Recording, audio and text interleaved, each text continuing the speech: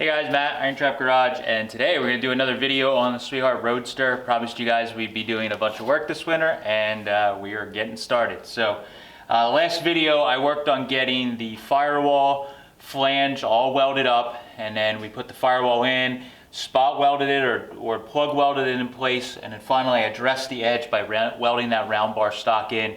I think at the end of the video we just had it all stitched in.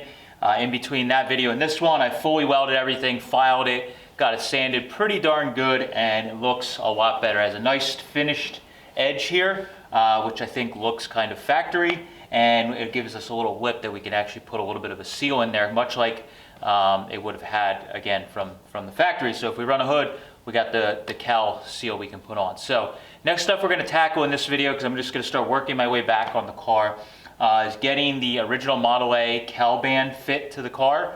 So we did a bunch of repairs on this car, and I think the other side, the slot or hole was missing, and we have to drill through where our new cowl feet are for the 32 Firewall. So I'm going to try and get the cowl band fitted so we can get kind of the look we're going for with the cowl on the car. And then I'm also going to work on welding up this body line here. When I made these new pieces, I put the character line in, but it's not obviously two pieces anymore. So we're going to finish weld that, blend that in a little bit. I might dress that area a little bit, and then we're going to get working on the windshield area where it goes from the dash to the what used to be the gas tank top, but now the cowl top. So we're going to get working on a bunch of that and hopefully get the front of this cowl looking pretty good by the end of the video.